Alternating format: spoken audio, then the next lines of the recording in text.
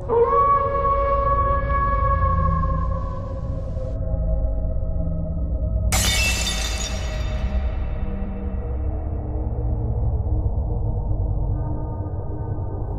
pagi, selamat siang, selamat sore, dan selamat malam hari. Kali ini saya akan ceritakan pengalaman pribadi yang berjudul Diikuti Dua Penari. Cerita ini diambil dari buku catatan tahun 2019, masih bisa dibilang cukup baru. Dan kejadiannya tanggal 27 Oktober. Jadi ini diambil dari catatan tanggal 27 Oktober tahun 2019. Saya akan ceritakan dengan bahasa tutur, dengan bahasa seperti yang tertulis di buku tersebut. Guys, aku udah 2 hari ini syuting di sebuah kota, lalu menginap di sebuah hotel. Syuting mulai jam 4 pagi. Ada adegan di mana aktivitas di luar kamar hotel. Jadi di kamar hotel itu atau di lobinya gitu, ada meja, dan di meja itu ada puntung rokok kayak bekas orang gitu. Nah, kebetulan kan mau ada syuting di tempat itu. Jadi biar gak ganggu frame, biar bersih, maka aku bersihkan tuh kotoran yang ada di situ, termasuk sampah ataupun puntung rokok yang ada di asbak. Ya, di syuting tersebut saya bertugas sebagai kru. Sesekali saya juga menjadi sopir dan bantu nego ke beberapa lokasi tempat syuting. Lalu syuting 2 hari berjalan relatif lancar, walau sempat beberapa kali ada masalah dengan peralatan. Akhirnya hingga malam hari ini dapat telepon dari Jakarta. Kawan yang gak begitu dekat sebenarnya, namun cukup aku kenal karena dulu pernah support eventnya. Namanya Mas Dani.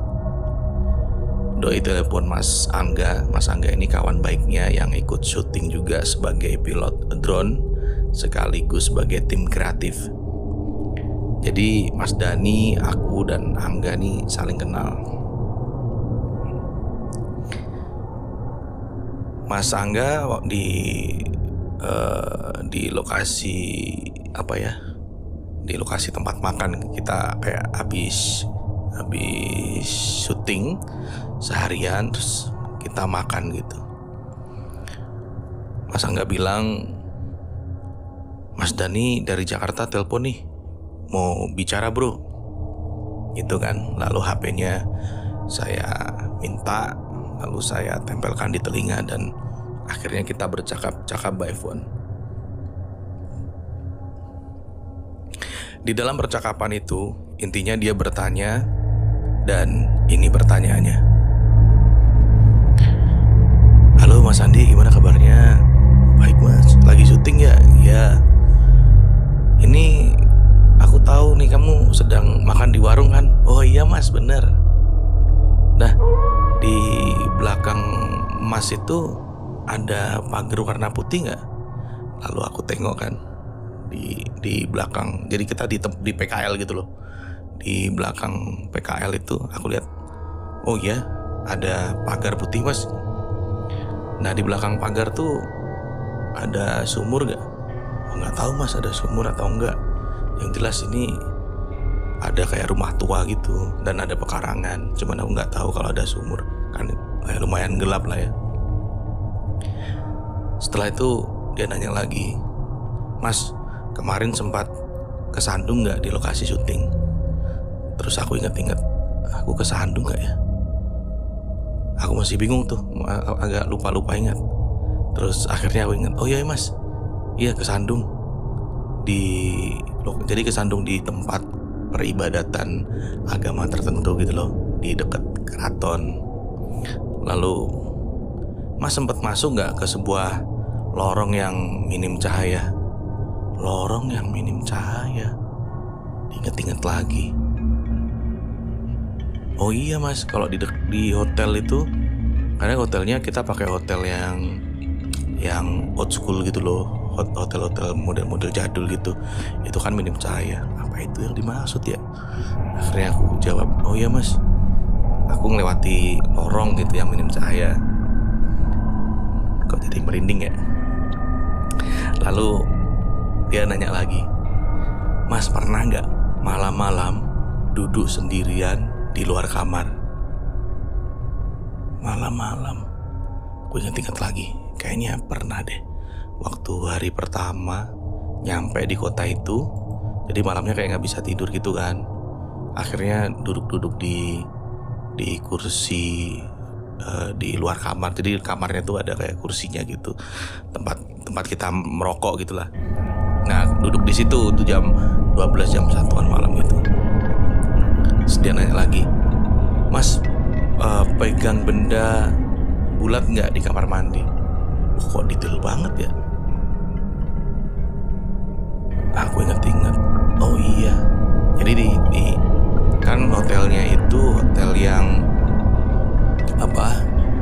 hotel kuno gitu. Jadi di tempat sabunnya itu bentuknya kayak batu bulat untuk tempat sabun. Nah aku tuh megangin bulat itu, wah kok keren ya bentuknya gitu. Dia nanya itu, aku jawab, loh Mas, kamu menanyakan macam-macam pertanyaan tadi kok cocok semua ya, alias jawabannya iya. Nah aku langsung kok jadi takut gitu. Terus aku tanya, emang ada apa Mas? Jujur langsung merinding tuh. Kok Mas Dani bisa tahu semua padahal dia di Jakarta gitu. Ya aku tahu sih sebenarnya Mas Dani ini punya kelebihan, cuman nggak pernah gitu loh ditunjukin, apalagi berhubungan dengan aku. Cuman kata orang aja. Dan aneh gitu, kita nggak pernah sering berhubungan, tahu-tahu dia nelpon gitu. Mungkin karena nggak tahu nomor teleponku ya, jadi dia teleponnya ke Mas Angga gitu. Terus sama Angga handphonenya dikasihin ke aku. Nah dia berpesan, besok pagi cari degan hijau dan kacang hijau ya. Aku jawab kan, loh buat apa Mas? Dia jawab balik, beli aja buat netralisir. Waduh, ada apa nih? Aku makin bingung kan, nggak puas gitu dengan jawaban dari Mas Dani ini. Akhirnya aku paksa untuk Mas Dani ini cerita, sebenarnya ada apa sih Mas? Kok pertanyaanmu cocok semua, tahu-tahu telepon, dan itu buat aku takut gitu. Terus dia bilang, Mas, buang sesuatu gak pada tempatnya. Kebetulan terkena sesuatu yang tak terlihat. Astagfirullahaladzim. Apalagi ini? Mas Dani bilang, coba diingat-ingat. Ya Allah, aku baru ingat saat bersih-bersih meja di setup syuting subuh-subuh itu, di awal cerita ini tadi. Aku kan cari tempat sampah. Nah tempat sampah itu gak ada. Nah lalu aku buang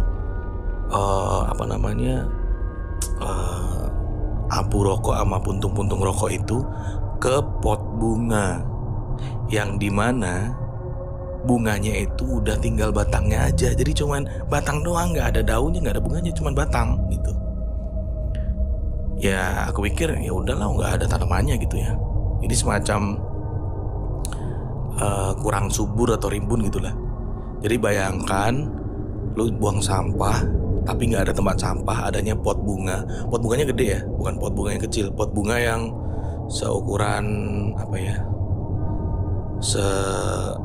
apa selingkaran pelukan orang dewasa itu loh, apa seukuran mungkin diameternya 50 cm kali ya, yang lebar tapi ceper. Jadi bahannya dari cor itu loh, yang hitam-hitam gitu. Itu tanah doang, tanah, terus ada kayak bekas tanamannya tapi mati gitu. Ya udah aku buang situ kan. Ya biasa aja gitu, kayak kita buang sampah sembarangan gitu. Ya karena saya nyari tempat sampah nggak ada, ya udah buang situ. Nah, jadi ketika aku buang puntung rokok, Mas Dani bilang, iya mas, aku memang buang puntung rokok mas. Lalu Mas Daninya bilang, mereka berdua sedang berdoa, sembahyang, atau sedang kontemplasi. Ini aku menggunakan bahasanya Mas Dani ya. Jadi merasa kaget setelah terkena abu rokok dan puntung rokok yang kamu buang itu. Gila, sesepele ini bro. Dalam hati kecilku, padahal cuman pot kosong. Mana tahu kan ada makhluk di sana. Dan yang bikin kaget adalah kata-kata Mas Dani adalah mereka berdua. Iya, mereka berdua, berarti kan lebih dari satu. Dia bilang, mas beneran berdua mas, saya nanya gitu kan. Itu masih by phone ya. Iya, mereka berdua, laki-laki dan wanita. Saat ini mereka mengikutimu, menunggumu di belakang pagar putih belakangmu itu. Masih inget kan settingnya? Jadi waktu telepon aku lagi ada di warung gitu. Terus aku nanya, mas, mereka sedang apa di belakangku gitu. Mereka sedang menari. Astagfirullahaladzim. Mereka sedang menari guys. Mereka sedang menari di dekat sumur. Aku gak berani nengok ke belakang, jadi dia di belakangku. Mas Dani bilang, iya semacam menari Jawa gitulah. Lalu aku udah mulai gak fokus. Telepon aku berikan ke Mas Angga nih mas. Malam itu muter-muter kota. Dan kebetulan itu kan bukan kota kami gitu, kota orang kan. Muter-muter cari kacang hijau sama degan hijau, seperti yang dibilang oleh Mas Dani tadi yang telepon dari Jakarta. Kacang hijau udah dapet tuh di minimarket. Nah degan hijaunya yang gak dapet. Aku putuskan untuk telepon kawan yang asli di kota itu. Dia bernama Via. Tapi tak telepon gak diangkat-angkat. Sekitar jam 10 malam gitulah. Lalu ada kawanku syuting yang bernama Wawan. Dia bilang, woles aja bro, kamu musyrik tuh kalau beli gitu-gituan. Ya aku cuekin lah ya. Dia gak ngalamin sih. Masalahnya aku habis melakukan kesalahan. Orang kalau habis melakukan kesalahan kan harusnya minta maaf. Nah gimana minta maaf? Minta maafnya ke barang begituan kan. Kebetulan kawan asli kota itu, sebut aja Mbak Via ya, tadi udah saya jelaskan. Mbak Via balas WhatsApp untuk ngasih alamat orang yang jualan degan hijau. Itu udah malam bro, jam 10-11an gitulah. Cus langsung meluncur, tapi gak nemu-nemu tuh alamatnya. Sampai muter-muter kota itu nyari mana yang jualan degan hijau malam-malam gini. Akhirnya kita pilih untuk balik hotel karena udah kecapean juga kan seharian syuting. Oh ya, Mbak Via ini paham juga nih perkara begituan, perkara gaib-gaib dia ngerti lah. Next abis podcast ini saya coba bikin podcast live bareng dia gitu ya, teleponan bareng dia gitu. Oke, balik lagi. Mbak Via-nya bilang begini, udah minum air kasih garam dikit aja, baca syahadat 3 kali dan al-ikhlas 3 kali, katanya gitu. Nah masalahnya aku udah di kamar hotel tuh. Aku jawab, malam-malam cari garam ribet lah, udah jam 11 juga. Masa minta ke resepsionis kan. Nah apalagi udah di atas jam 11 malam gitu. Lalu aku tanyakan ke Via, emang betul ada yang ngikutin aku? Dia jawab, iya ada. Mereka penari katanya. Ya Allah. Jadi Mas Dion dan Via ini gak saling kenal. Dia di kota beda, satu di Jawa Tengah, satunya di Jakarta. Tapi sama-sama membahas tentang menari gitu. Jadi dua-duanya tuh tahu kalau aku diikutin 2 penari, spesifik 2 penari gitu. Dalam hatiku, waduh, kok bodoh ini sih gitu. Persis sama yang dibilang Mas Dani.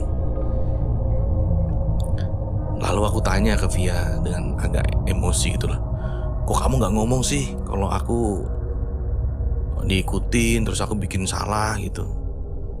Kan harusnya kamu ngasih tahu atau negur aku gitu. Terus dia hanya ketawa, hehe, gak apa-apa, aku diem aja, khawatir nanti kamu makin takut, kata Via gitu.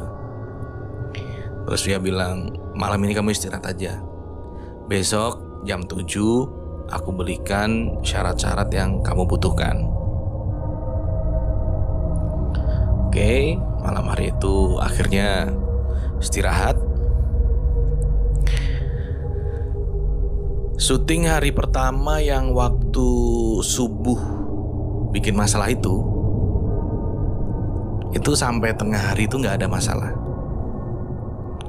Hingga kita di lokasi bangunan tua peninggalan Belanda. Kamera kami error. Jadi kameranya gak bisa dipakai bro, gak mau nyala gitu. Memori cardnya tuh gak mau kebaca. Nah saat itu tuh stres tuh si sutradara, karena waktu udah mepet kan, agendanya padat, udah kurang istirahat, kok ada drama kamera error segala gitu. Tuh kamera cuma ada tulisannya insert memory card. Jadi memory cardnya itu dicabut, pasang berkali-kali, gak ngaruh gitu. Di hard restart dengan copot baterai juga nggak bergeming gitu, tetap aja error. Jadi aku bilang ke teman-teman rombongan syuting nih, udahlah kita break aja makan siang gitu, sambil mikir cari sewa kamera dengan spek yang sama.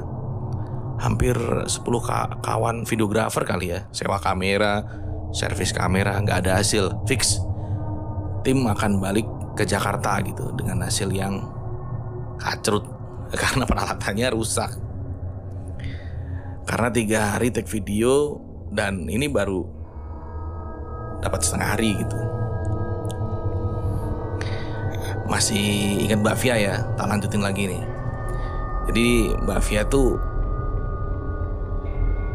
dia nanya gitu, tadi terakhir ambil gambar di mana?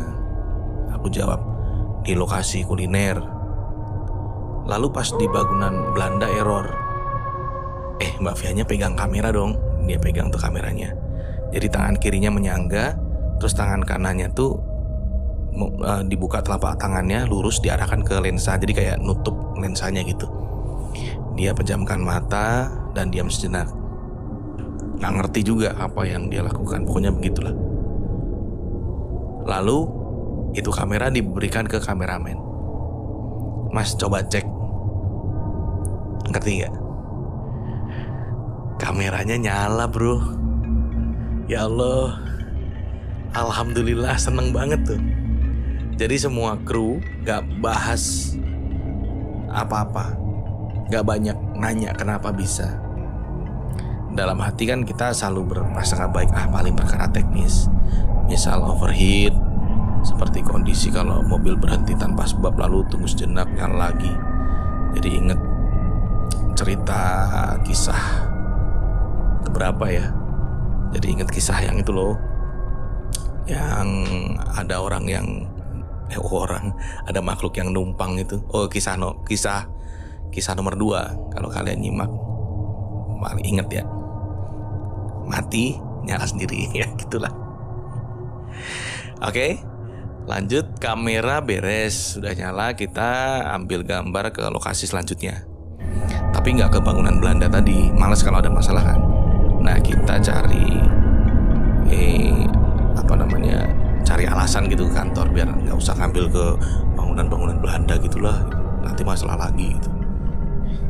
Tapi atasan kami yang di Jakarta kekeh nyuruh kami untuk tetap ambil gambar di sana, malah harus pakai drone biar bagus. Waduh, kita masih kepikiran ntar di situ ada yang gitu-gitu lagi. Oke, kita akan coba besok. Jadi hari ini agenda biar kelar dulu, mumpung kamera dah nyala. Akhirnya kita ambil footage yang lainnya. Keesokan harinya kita take video tanpa talent. Semua lokasi dah diambil dan bangunan Belanda itu kita ambil yang terakhir. Jadi biar kalau ada masalah tuh terakhir aja gitu loh. Kalau misalnya masalah, footage-nya udah banyak. Dan ternyata bener bro, Allah tuh kasih sesuai prasangka hambanya. Udah sore hari tuh kita ke bangunan Belanda itu, drone-nya error dong. Drone-nya gerak sendiri, nabrak pohon. Kita coba berpikir logis kan, paling ini teknis, ini perkara GPS-nya lah. Tapi kejadian itu 2 atau 3 kali gitu. Drone-nya tuh nggak bisa dikontrol, dia bergerak sendiri, kayak kebingungan gitu drone-nya.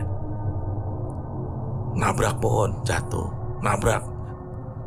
Kita takut kan terusak lagi. Intinya 2 peralatan kita error di lokasi yang sama. Nggak ada yang kebetulan kan. Pokoknya kita berusaha untuk berpositive thinking. Paling ini perkara teknis. Hal itu yang terus kita paksa percayakan pada diri masing-masing. Walaupun sebenarnya kondisinya udah agak aneh gitu sih. Kita berpikir ini faktor X. Sementara pikiran kita paksa gitu. Ini pasti teknis agar menghibur diri. Nah, itulah kondisi jadi makin paranoid, khususnya aku kan. Yang lain milih diem gitu, menenangkan. Udah ada yang katanya ngikutin aku lah, yang drone-nya rusak, kameranya mendadak mati, nyala sendiri. Kacau lah. Kita tiba hari yang ketiga. Hari yang ketiga, semua syarat udah disiapkan. Syarat yang tadi loh, yang kacang hijau sama degan hijau gitu. Alhamdulillah di lokasi yang sama semuanya lancar. Jadi tetap di bangunan Belanda itu bawa syarat-syaratnya. Drone terbang, dapat gambar yang bagus, all crew happy semua. Sempat drone bermasalah lagi sih di air terjun, tapi Mbak Via bilang nggak ada masalah gitu, fix teknis. Aku nggak percaya gitu sih, karena udah terlanjur parno kan. Aku tak sampai tanya ke grup SMA gitu. Alhamdulillah ada yang menjelaskan kalau memang drone jenis tertentu itu suka bermasalah di lembah, tebing atau cekungan. Ya alhamdulillah cocok. Ya semoga aja bener-bener masalah teknis. Alhamdulillah semua lancar. Aku WhatsApp lagi ke Mas Dion yang di Jakarta, menanyakan kondisi karena saya sudah balik gitu ke kota tempat saya tinggal. Saya takut yang ngikutin itu ke bawah rumah gitu. Saya nanya ke Mas Dion, gimana Mas, masih ada yang ngikutin gak? Mas Dion bilang aman, udah gak ada yang ngikutin. Alhamdulillah. Hikmahnya adalah buang sampah pada tempatnya, Terlepas kondisi seribet apapun di lapangan, berusaha tetap jaga sholat dan jangan lupa berdoa. Insya Allah semua akan lancar. Oke lah, memang manusia tuh makhluk paling sempurna, tapi kan ya kadang kelakuan kita sendiri yang bikin ribet gitu. Entah itu sengaja atau tanpa sengaja. Intinya kalau di tanah orang, mesti jaga kelakuan, jaga omongan, jaga pikiran, batin juga harus dijaga. Dah, gitu aja ya. Semoga manfaat. Ada banyak hal yang gak kita pahami dan di luar kuasa kita. Jadi kudu nyambung terus sama yang Maha Kuasa. Istilahnya kemanapun kita pergi harus ada yang backingin gitu. Yang backingin tuh Sang Pencipta. Selamat istirahat teman-teman. Atau yang lagi bekerja, selamat bekerja. Yakinlah banyak hal gaib di sekitar kita. Tetap jaga diri dan hati-hati. Jangan lupa berdoa minta perlindungan Allah SWT setiap hari. Terima kasih, sampai jumpa di podcast berikutnya.